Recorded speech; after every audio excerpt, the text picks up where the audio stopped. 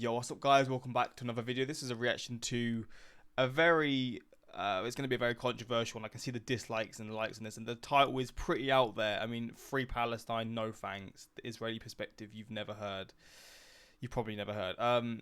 It's a pretty strong title. Maybe not a title that I agree with in terms of, I think all innocent people should not be getting affected by this at all, but that's who's going to be getting affected. And in terms of free, like a lot of the Palestinians, I mean, 99.9% of them who aren't involved in any of the fighting and all that sort of stuff, who probably just want to live a normal life like any other human. And the same again for the Israelis that are being killed and all these things that have been happening recently. They shouldn't be getting involved. And I know people will share opinions, and Twitter has been a place where a lot of opinions are shared, and it's a very touchy subject where I don't really side with either. I mean, I see innocent people losing their lives, and that's where I'm like, yeah, that's just horrible. And I just hate how all of it's going around, because it's just one of those things where I can't see an end to it, to be honest. It's been going on for so long, and I don't see how there's going to be an end to it. Like, there's videos of Palestinian families or Palestinian fathers or mothers. I think there's a few that I've seen of fathers that have found like their daughters or their sons, just their children, having been attacked. And then obviously the worst case scenario, they're there crying, holding their children, and it's just horrible. Like, some of the things you see, genuinely, like, I can't even comprehend or imagine what it would be like to go through that. And then there's the families in Israel that have been, I mean, kept as hostage or kidnapped, or like what happened in the music festival, or just horrible things of like children watching their family members. I mean, it's just horrible things like children watching their family members or being killed in front of them. Like, it's honestly horrible. And I mean, most of the internet it's definitely on the side of Palestine. And I mean, if you are someone who supports Israel, you're basically just labeled certain things. And I don't have the knowledge enough to know or to share what I would think, because my limits of this are, again, I did do a video on this about a week ago to learn the basics of this history of this conflict, but I'm just there thinking the innocent people on both sides. I just don't know why, whenever it comes to war, they're the ones who are facing the brunt of the things that happen, like through the wars and stuff. But we're gonna check this out and see. Again, it's gonna be very controversial. I would actually be fascinated to do a video on the opposite end of the spectrum, of like a Palestinian, basically just the opposite side, to learn, because everyone's going to have biases towards their country or towards their opinions. So this isn't going to be the complete package. This is just the opinion, and I feel like it's going to be quite a balanced one, because if it's got this many views, I feel like it's going to be sort of, I'd hope so anyway, it's not going to be just like basically lying.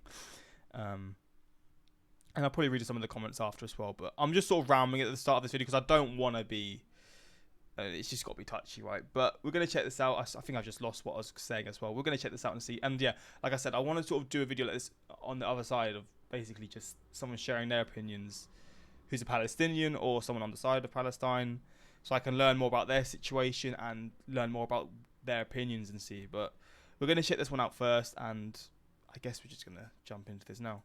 Even if you have heard 1,000 different reports about the Israeli-Palestinian conflict, I promise you that this will give you a new perspective.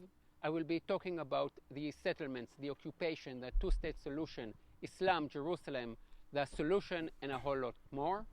Before I break down the Palestinian narrative, a small trigger warning: I like facts.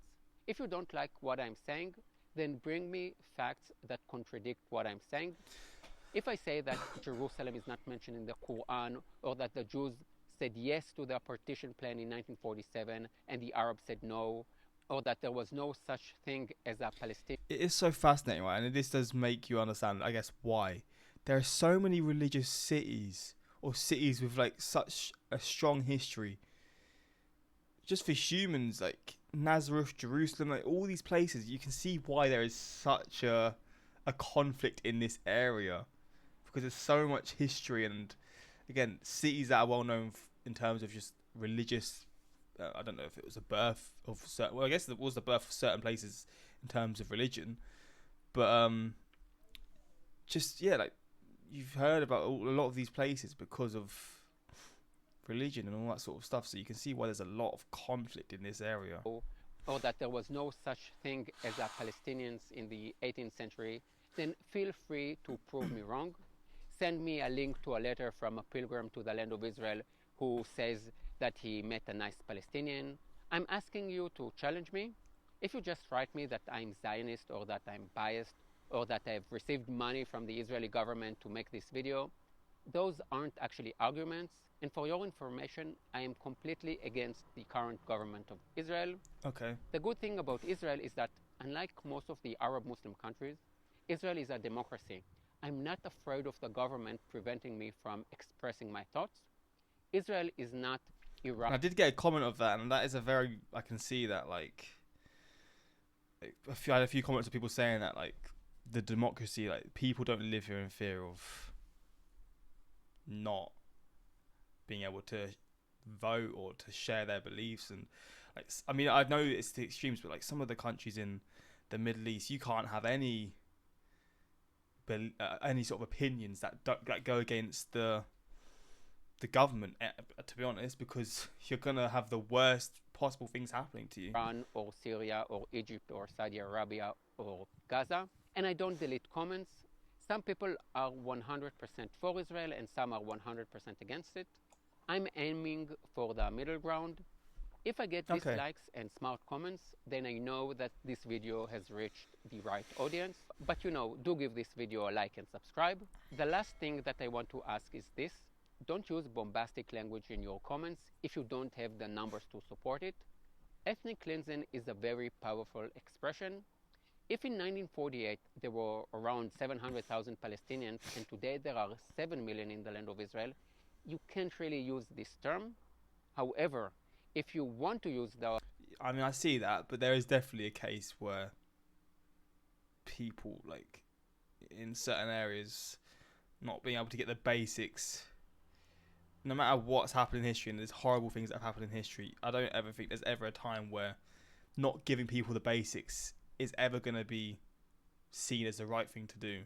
If you're not giving people water and stuff like that, I can't agree with that sort of that way of doing a certain thing like that, because it's the innocent people. And this thing has happened in the past to Jews, and it's happened to different like people in different ways, like around the world, and it's horrible.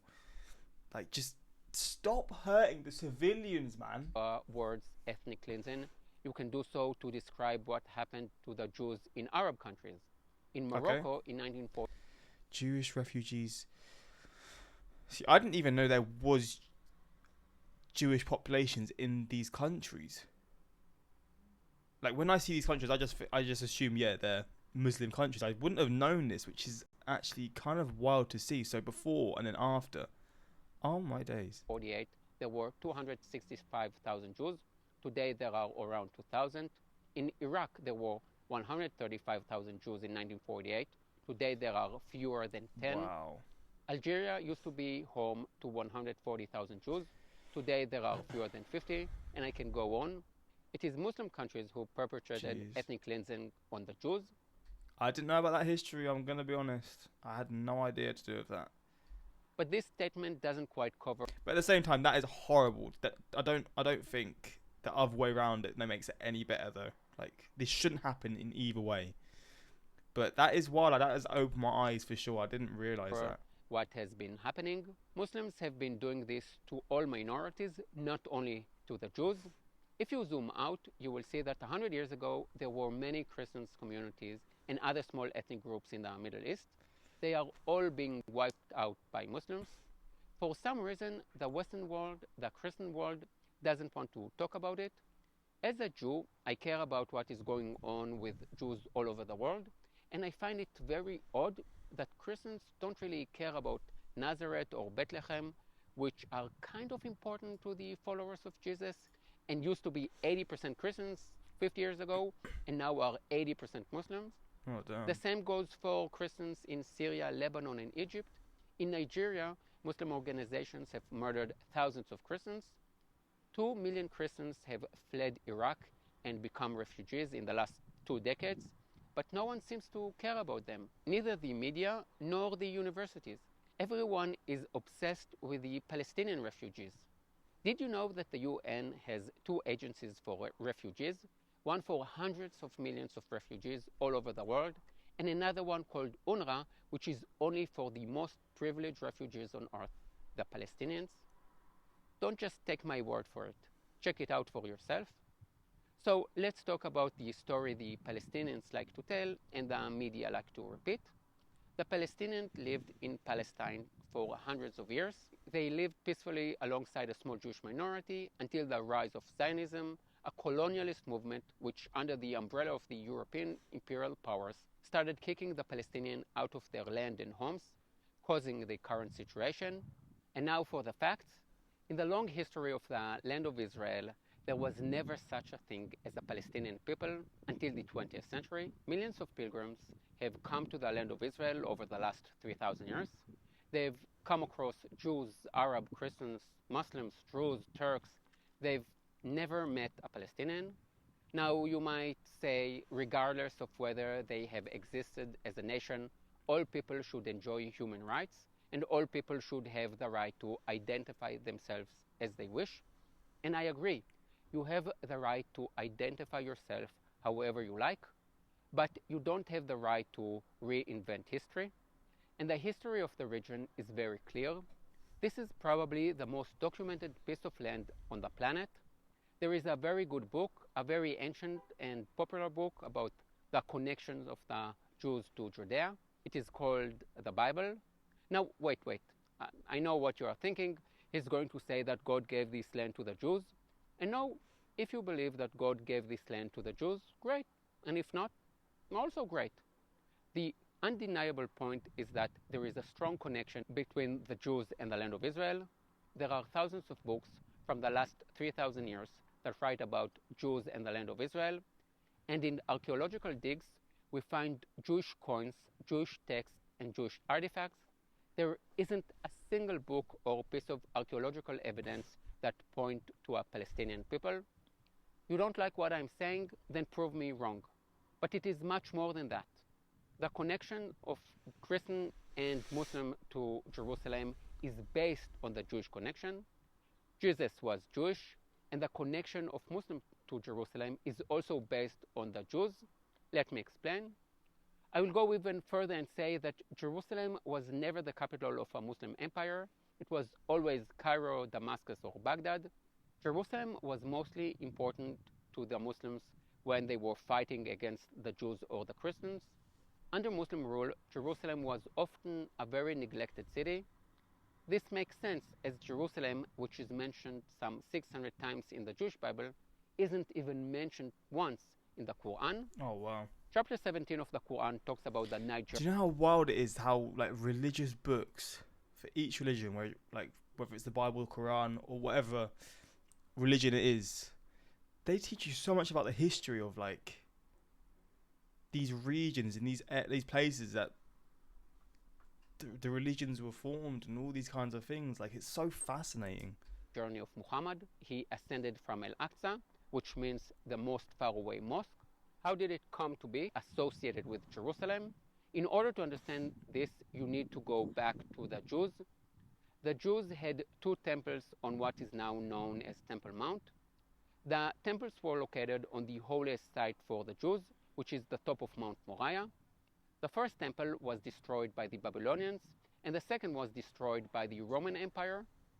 60 years after the Romans destroyed the temple, the Jews rebelled again, and the Romans changed the name of the region from Judea to Palestina, and this is how the name came to be. It was intended to disconnect the Jews from the name Judea. 700 years after the destruction of the temple, the Muslims colonized the land of Israel and said that Muhammad ascended to heaven from the place where the Jewish temples stood. Now, at this point, you may well be saying, what? The Muslims believe that Muhammad ascended to heaven from the exact same spot that is the holiest site for the Jews, and this is not written in the Quran? Yes, and if you find it strange, that's because you don't know Jerusalem. Nothing makes a place more holy than competition with another religion. The Muslim took the place which was the holiest for the Jews 1500 years prior to the existence of Islam and made it their third holiest place. Don't believe me? Here is a pamphlet of the Waqf, the Muslim authorities that say that this is the location of the Temple of King Solomon. Although what I'm saying here is very basic history, there is a good chance you don't know about it. And I don't blame you. You hear so much about the conflict, but the media tends to forget the basics. Jerusalem was always the center of Jewish life. Muslims turn their back on Jerusalem when they pray towards Mecca, and Jews pray towards Jerusalem. When Jews get married, part of the ceremony is to say that we will never forget Jerusalem. Jews have almost always lived in Jerusalem, even under the harshest conditions.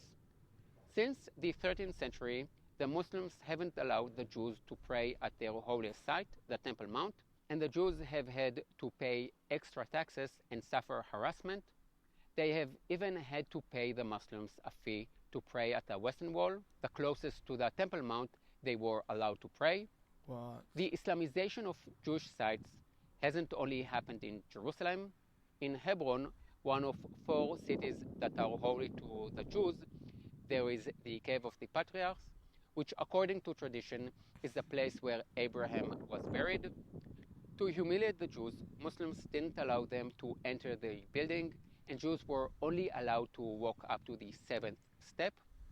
Only in 1967, when Israel liberated Hebron, were Jews allowed for the first time in 700 years to enter the second holiest place for Jews. Wow. Why do I say liberated Hebron and not conquered? I will get to that in a minute. And now we get to the interesting part, the 19th century and Zionism. Jews have always migrated, or as we say in Hebrew, gone up to the land of Israel. In the 17th and 18th centuries, Jews came from all over the Jewish world, from Europe, from North Africa, from Yemen, in small numbers due to the harsh conditions, but there was always a steady movement of Jews coming to Israel. The first Zionist Congress was held in 1897, but 50 years beforehand, in the 1850s, there were more Jews than Muslims in Jerusalem. In the rest of the land, yes, there were more Muslims, but it is important to know that even before the start of the Zionist movement, there were dozens of Jewish settlements in the land of Israel. In the last decades of the Ottoman Empire, as in all empires, there were lots of different groups. Some groups got bigger with time, some smaller, some bought land, some sold land. Many European powers bought land for institutions, and some groups, mostly Germans and Americans, settled in the land of Israel to speed up the second coming of Jesus. Many different groups. None of the groups use the word Palestinian to describe themselves. The first Zionist Congress took place in 1897. The Zionist movement was a national movement, not a colonialist or an imperialist movement, but a national one of many. This was the age of the fall of empires, the German Empire, the Austro-Hungarian Empire, and the Ottoman Empire, and of the rise of national movements. And the Zionist movement was the national movement of the Jews. It is as simple as that. In the first half of the 20th century, millions of people moved from one place to another to create nation states. What's special about the Jews is that they never stole or used violence to take any land in the land of Israel. I'm always getting comments from Muslims and pro-Palestinians about Jews stealing the land from the local Arabs. Here is a challenge for you. Give me the name of one village that the Jews stole from the Arabs from the 7th century, when the Arab Caliphate colonized the land of Israel, until 1947, when the Arabs started a war to wipe out the Jews. From the year 636 till 1947, not a single square foot was stolen by the Jews. Again, if you don't like what I'm saying, then prove me wrong. Give me the names of villages that Jews stole prior to the War of Independence.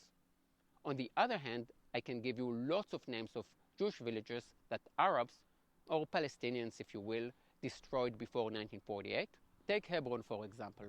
Jews lived in Hebron for hundreds of years.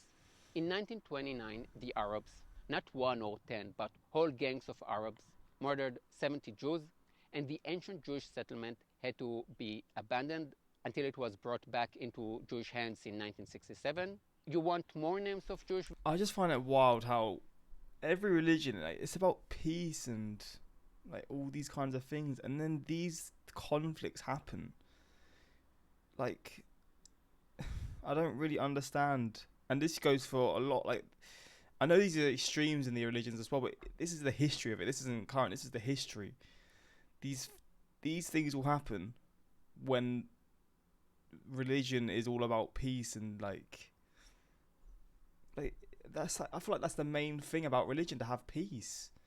And then these things happen. All of like conflicts in the history seem to be like in a big way related to religion in some part. And I don't know what reason that is for, but I don't. Maybe it's just because it's these like it's not because again it's not everyone in these religions, but it's these people in these areas causing this. But has there been history of people living in peace with each other in areas that are very, I guess, multicultural in terms of different, like, people with different beliefs and different religions living in the same area? Because I feel like now, in places like, well, just certain countries, I mean, I guess I could say the US and the UK to a degree, and then just some European countries, some countries around the world, people of different religions can live in places, and it's peaceful. Obviously, there's people that face horrible things in these countries that shouldn't be allowed. But I feel like in the grand scheme of things, in these countries, there is a lot more peace for people of all different beliefs to live in these places and not face the same sort of things that they would face in other countries, that they can obviously have these mixtures of different religions and cultures of people living there. But like, yeah, a lot of this is just like this stuff. This isn't even that long ago. This is like over 100 years ago. Not even that. Some of it, like these things happening in these times. Villages that were abandoned because of Arab violence. Here are some more. Many were rebuilt after a few years. The Arabs used violence against Jewish civilians in the land of Israel many years before the occupation and many years before the land of Israel was established. And by the way, they didn't only use violence against the Jews. Christians suffered as well. Remember the German and American settlements I told you about? They suffered as well. The family of John Steinbeck, the American novelist, had a farm outside Jaffa, or at least they had it until Arabs broke in and murdered Steinbeck's great uncle and sexually assaulted his wife and his daughter. Here is an interesting anecdote. Two other great American novelists, Mark Twain and Herman Melville, visited the land of Israel, and like hundreds of other pilgrims, they wrote about how neglected the land was, and many wrote about how violent the local Arabs were. From 1970 till 1948, the British and the French were in control of the Middle East. The Jews blamed the British for being pro-Arab, and the Arabs blamed the British for being pro-Jewish. I will tell it as it was. The British were pro-British. They had two main interests in the region: to have oil flowing from Iraq to the port of Haifa, and to ensure the Suez Canal remained open. And because both of these interests lay in the hands of the Arabs, they were pro-Arab. Today it is very fashionable to be against colonial powers, and of course they did do a lot of damage. But I find it absurd that pro-Palestinians are anti-colonial, as it was the Roman Empire that gave the name Palestine to the area, and the British Empire that gave it its borders. When the British and the French drew lines on maps, they invented two nations that never existed before, the Palestinians and the Jordanians. Another fact that is often overlooked is that pro-Palestinians are always talking about Jewish immigrants coming from Europe. No one talks about the Arabs who came to the land of Israel. Hundreds of thousands of Arabs from Egypt, Syria, and other places entered the land of Israel in the 1930s and 40s to work for the British and are now seen as native Palestinians. It is hard to estimate the number of Arabs who entered the land of Israel between 1917 to 1947 to work for the British, as the borders were open, but the number is in the hundreds of thousands. Probably about half of the population of Gaza came to the land of Israel during the British Mandate time. Their last names usually hint towards the actual origin of the family. I find it absurd that people like my great-grandmother, who came to Israel from Eastern Europe in the 1920s after dreaming about a Jewish homeland for generations, are seen as white colonialists, while Egyptians who came to work for the British in 1945 are seen as native Palestinians. Now you might be saying, who cares where they came from and if they have been here for generations? They have the right to self-determination. And again, I agree. In 1947, the UN proposed the division of the land into a Jewish state and an Arab state. The Jews said yes, and the Arabs said no, and then started a war in a bid to eliminate the Jews. The morning after the partition plan, Palestinians attacked Abbas and murdered 5 Jews. This is how the war was started. They were offered a state, they said no, and start murdering Jewish civilians. Not a single Jew was spared in all of the places that fell into local Palestinian hands. Luckily for us, after 15 months of fighting the local Arabs and the 5 Arab armies that invaded Israel, we won. And yes, during the War of Independence, many Arab villages were destroyed and about 700,000 people were displaced. That's what happens when you try to wipe out your neighbors. You might well lose and have to pay the price. At the same time, 800,000 Jews were brutally expelled from Muslim countries. For some reason, no one cares about them or want to tell their story. Millions of articles and papers have been written about the Palestinians who had to evacuate their homes because of a war they started, yet very little has been written about the Jews living in Muslim countries who were subjected to pogroms and had to flee, even though they were innocent. Please tell me why you care so deeply about... I didn't know about that, man. Flipping hell. God, see, this is what I mean. It's so touchy and there's so many things to this. Oh my days, man. Flipping hell. I don't know how this is going to come to an end, because you see these things and you hear things from both sides and you hear stories from both sides, and it's like things you've never heard before. I didn't know a lot of this stuff, if not any of this stuff, and it's making me like realize, okay, this really is like a lot more deep rooted than I realized. The Palestinian refugees, and yet you couldn't care less about all the millions of other refugees who had to flee at the same time. 14 million Germans, about the same number of Hindus and Muslims, Ukrainians, Armenians, Poles, people from the Balkans, and I could go on and on. The Palestinian refugees are the most privileged refugees in the world. Some say that the partition plan wasn't fair, as the Jews made up 1/3 of the population but got 2/3 of the land. To that I will say this: the Arabs actually also got what is now known as Jordan, so in fact the Jews got a much smaller part. And I should also add that the Arabs got all the good land and the Jews got the swampland and the desert land. And now I'm going to state a fact that is definitely going to annoy all the haters of Israel. The Jews took the swampland and the desert land and made the impossible possible. We turned the land into gold. Israel is pioneer in irrigation systems and desalination system. Israel invented vegetables and fruits that can grow in salt water and yet taste sweet.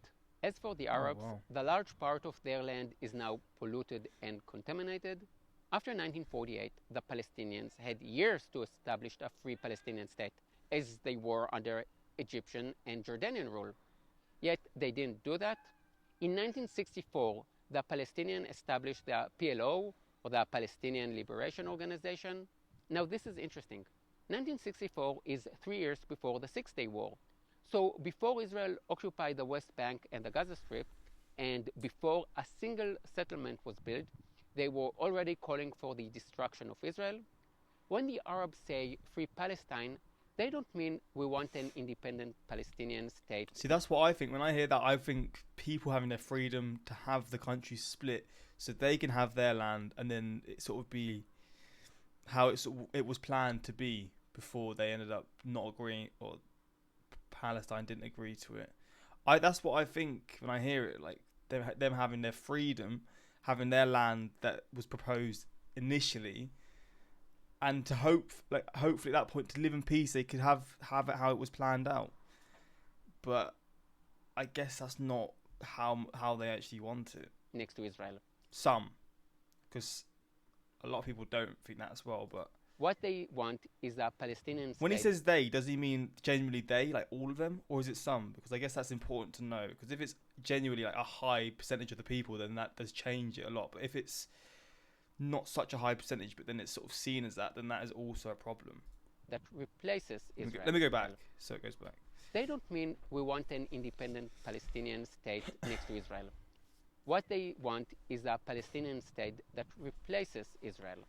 The Palestinians kept rejecting all offers made to them from 1947 till 2008, when Ehud Olmert, the Israeli prime minister, offered the Palestinians all the West Bank and East Jerusalem as their capital. They said no.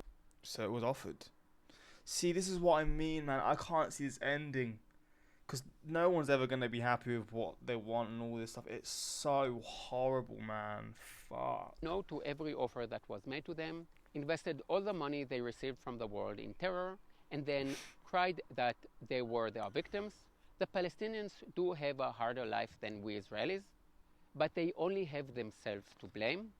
But, I mean, I see, but I don't like the idea of that being then the younger people, the children, that being them affected.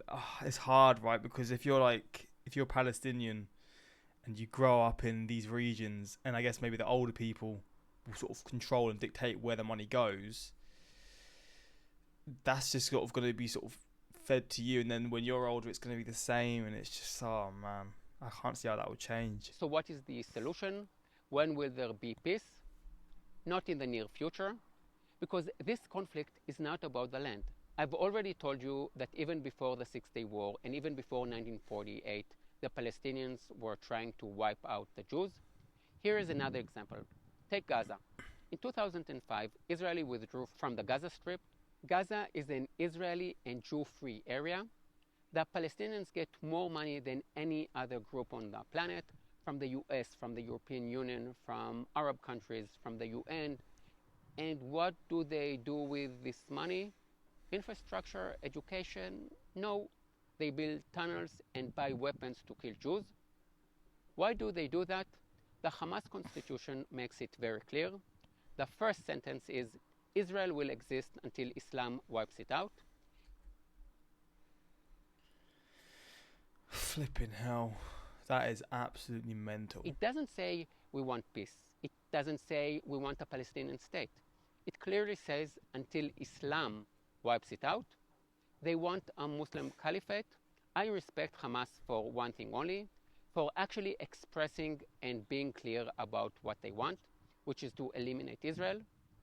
Personally, I want the Palestinians to have a democratic state with human rights and freedoms, and I wish for all Arabs and Muslims to have the same. But what I want is not necessarily what they want.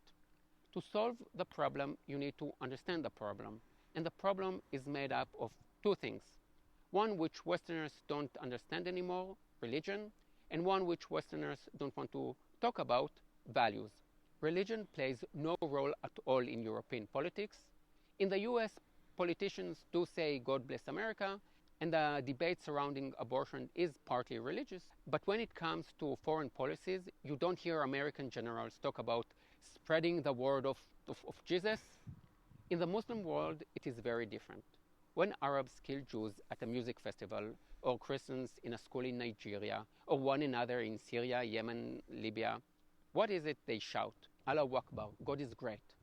Jihad is a religious war against the infidels.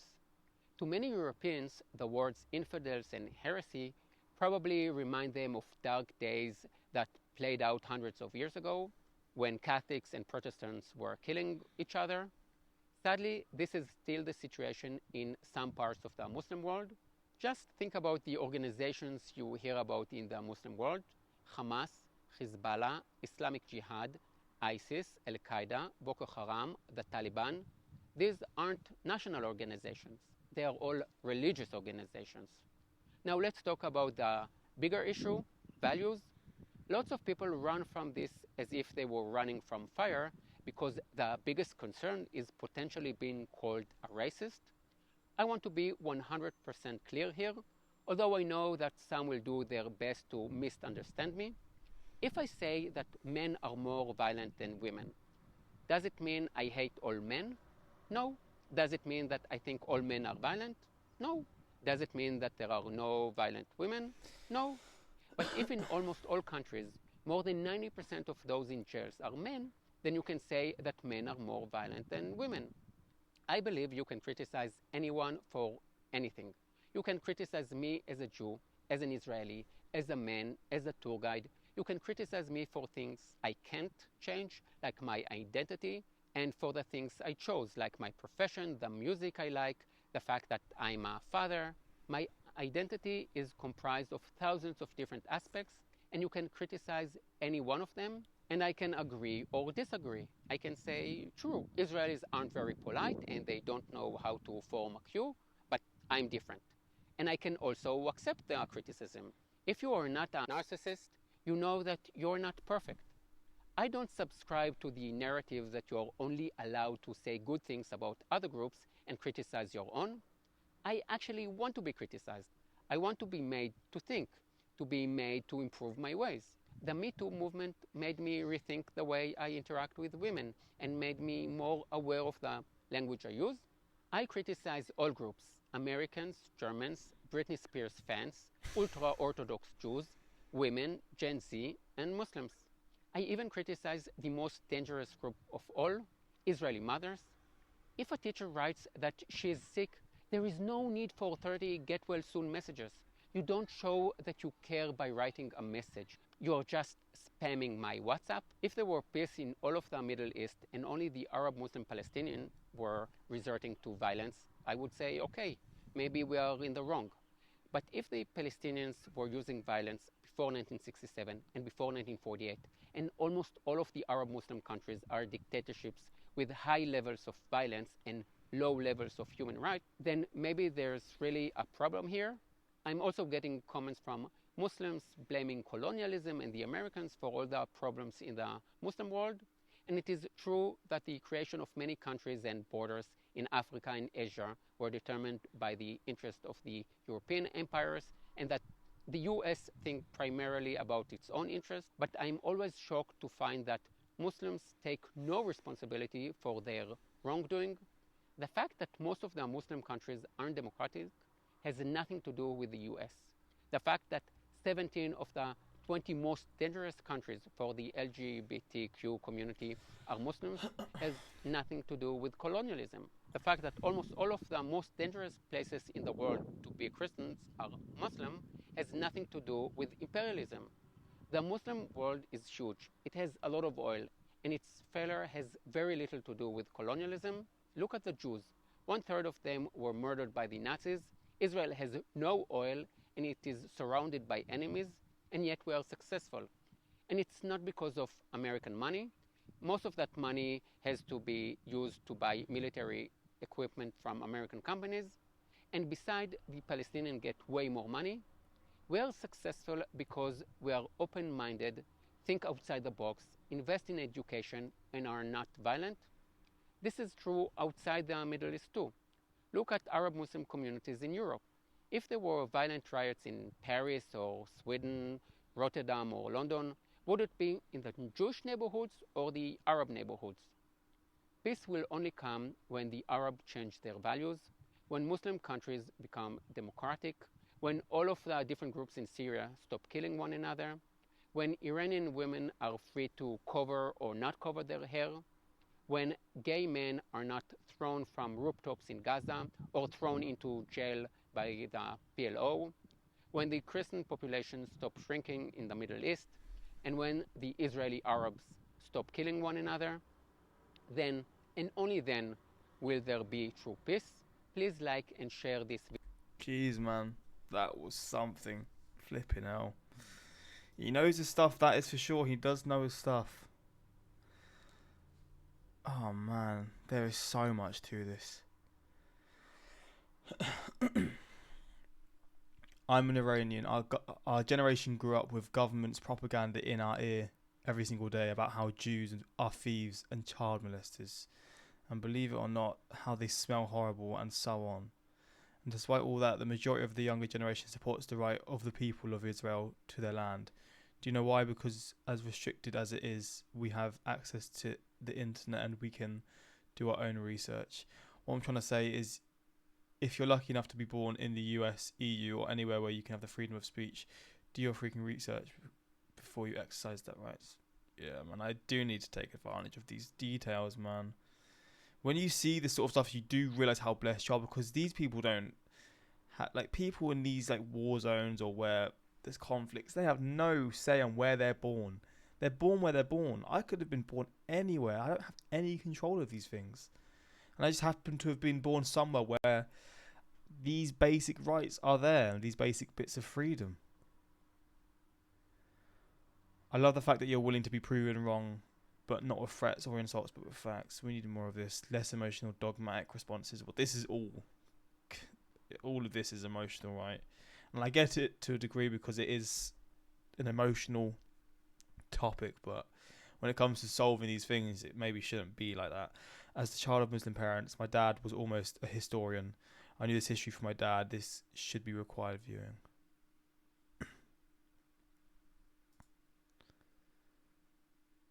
As your father for not spreading lies and hate. Damn, man. As a Muslim, this video is very enlightening, and I'd extend my humblest gratitude to you, brother. Indeed, as sons of Abraham, we have much in common than our differences. And even though I don't endorse some of the arguments, many of the things you've shared have made me self-contemplate and realise the truth. The truth that was always clear right in front of our eyes. I envision a world where Israelis, Arabs of all religions and all walks of life can live in peace, and Middle East ushers in an area of prosperity. That's the thing, right? The Middle East has so much potential, and it's just the control of horrible, disgusting people that then dictate what happens in these places. And obviously, there's so much to it. I don't want to sit here on the high ground saying my country has nothing to do with it, because to be honest, my country is one of the biggest reasons why this is the case and why this is such a big problem. But it's horrible, man. This did open my eyes to a lot of what I didn't know. And I mean, I know people are going to watch this and just not agree, but that's the difference between people that have open ears and listen and actually, like, I don't go into these videos having a bias towards a side. So I genuinely listen and I take it in, and I'm understanding and empathizing. And like I said, if I'd done a reaction to the opposite side of the spectrum, where I'd see the opinion of someone who, again, is on the opposite side, I wouldn't go into it with hatred or feelings of like a certain way. I would go into it and actually listen. And I feel like that's the important thing of when you're seeing these topics, you're trying to learn about them or to see what's going on. A lot of people are very set on their opinions, and it's just hard to really build and trying to get to a solution when that's the case. But, and again, I'm not someone who's going to get a solution, right? Because I'm not anyone like that. But people who are actually like the people that can help maybe possibly solve this, which again, could it ever be solved? Probably not, but maybe help to get to solutions. They probably go into this with, well, they most likely do go into this with strong biases towards their side and very emotional sort of opinions, which again, I also do understand to a degree, because it's you being affected. But it's hard, man. It is very hard to see how this is going to end. But god damn, man. God, this is the most complex I've ever seen, because I didn't know much about this before, but the more I've seen, the more I understand, and it's just hard to see an end to this. But that's this. I've covered this now. Let me know some more stuff that I could see related to this. Like I said, if there's an opposite video from someone from the other side of this conflict, let me know, and I'll be sure to check that out. And yeah, that's pretty much it. Until next time, peace.